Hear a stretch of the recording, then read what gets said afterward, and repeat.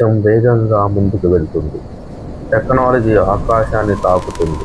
కానీ కొన్ని ప్రాంతాలలో కాలం ఇప్పటికే స్తంభించిపోయింది. నాగరికతకు ఆమెడ దూరంలో పచ్చని చెట్ల మధ్య దాగి ఉన్న ఒక చిన్న గ్రామం పేరే నిశ్శబ్దపురం. పగలు ఇక్కడ పక్షుల కిలకిల రాగాలు వినిపిస్తాయి. కానీ సూర్యుడు అస్తమించగానే ఆ ఊరి రూపురేఖలే మారిపోతాయి. గాలిలో ఒక తెలియని భయం, ఆ అడుగులో ఒక అదృశ్య నీడ.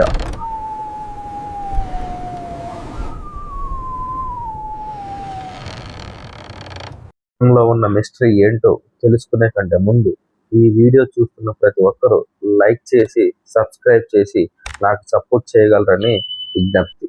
ఊరి పొలిమేరలో ఒక పెద్ద ఆయన ఆమె వస్తుంది, ఆమె వస్తుంది, ఆమె వస్తుంది అని అరవసాగాడు. ఆమె వస్తుంది బాబోయ్!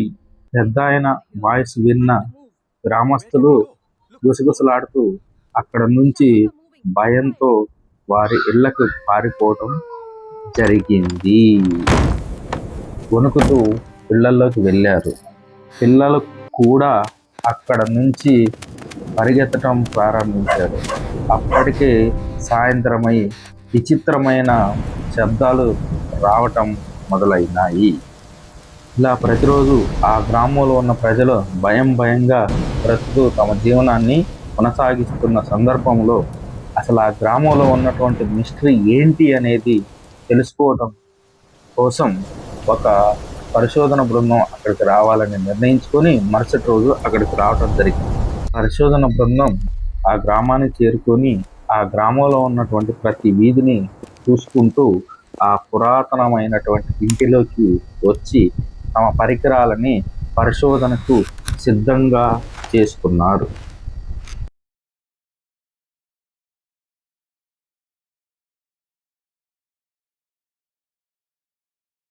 అలా పరిశోధనలు కొనసాగిస్తుండగా ఒకరోజు రాత్రి ఒక పెద్ద శబ్దాన్ని వాళ్ళు వింటారు. ఏంటి ఆ శబ్దం అని తెలుసుకోవటం కోసం టార్చ్ లైట్ వేసుకొని ఆ గది అన్ని వైపులా చూడటం మొదలేస్తారు. ఒకసారిగా తమ దగ్గర ఉన్నటువంటి పరికరాలు పనిచేయటం మానేస్తాయి. మరి కొద్ది క్షణాల్లోనే మళ్ళీ పనిచేయటం మొదలవుతుంది. ఒక్కసారిగా వాళ్ళు భయభ్రాంతులకు గురి అయ్యి ఏం జరుగుతుందో తెలియక ఒకరి ముఖం ఒకరు చూసుకుంటూ అక్కడే నిలబడి ఉన్నారు.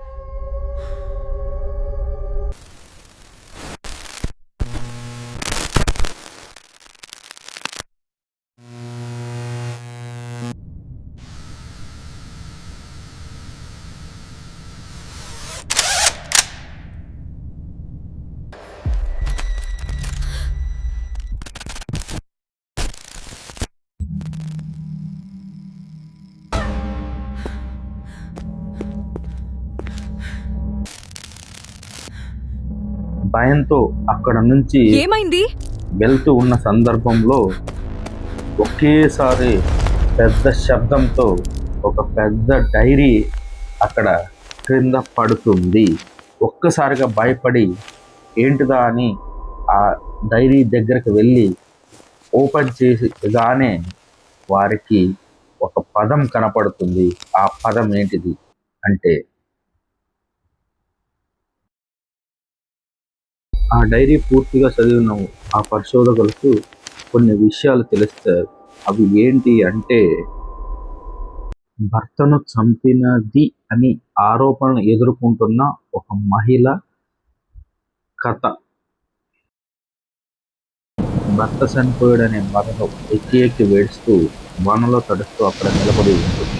మరుసటి రోజు గ్రామస్తులు నీ భర్తను నువ్వే చంపావు అని ఆమెని అంటుండగా తన కుటుంబ సభ్యులు కాదు అని చెప్తూ ఉంటారు. ఆమె కూడా నేను కాదు చంపింది అని ఎంతగా వాదించినా గ్రామ పెద్దలు విననే వినరు. ఆమె ఎంత చెప్పినా విననటువంటి గ్రామ పెద్దలు ఆమెను అక్కడ నుంచి బలవంతంగా తీసుకెళ్తూ ఒక ఇంటిలోకి తీసుకెళ్లి ఆమెపై అత్యాచారం చేస్తారు. ఆ అవమానాన్ని భరించలేక గట్టిగా కేకలేస్తూ తనకు జరిగిన అన్యాయాన్ని కోపంతో గట్టిగా అరుస్తూ తెలియజేస్తుంది. మరుసటి రోజు ఈ అవమానాన్ని తట్టుకోలేక తన ఆత్మహత్య చేసుకొని తన జీవితాన్ని ముగిస్తుంది. ఈ విషయం తెలుసుకున్న పరిశోధకులు ఆశ్చర్యానికి లోనవ్వి తను నిర్దోషని ఆ ఊరికి తెలియచేయాలని ఆత్మరూపంలో ఈ గ్రామం చుట్టూ తిరుగుతుంది అని అర్థమైనటువంటి పరిశోధకులు మరుసటి రోజు గ్రామస్తులందరికీ ఈ విషయాన్ని తెలియజేస్తారు. తర్వాత నుండి ప్రశాంతమైన వాతావరణంలో తమ జీవితాలని కొనసాగిస్తూ ఆ గ్రామస్తులు సంతోషంగా ఉండసాగిరి. ఆత్మ కూడా శాంతిస్తుంది. అన్యాయానికి గురైనటువంటి మహిళ యొక్క సజీవ సాక్ష్యంగా ఆ ఇల్లు ఆ ఊర్లో అలాగే నిలిచిపోయింది. ప్రతి భయం వెనక ఒక కథ ఉంటుంది. ప్రతి ఆత్మ వెనక ఒక తీరని కోరిక ఉంటుంది. ఈ రోజు నిశ్శబ్దాపురం శాంతించింది. ఎందుకంటే దశాబ్దాల తరబడి దాగి ఉన్న నిజం ఇప్పుడు వెలుగులోకి వచ్చింది. కానీ ఒక ప్రశ్న మాత్రం మిగిలే ఉంది. మనం చూసిందే నిజమా, లేక మనకు కనిపించని ప్రపంచం మరొకటి ఉందా? సమాధానం గాలిలోనే ఉంది.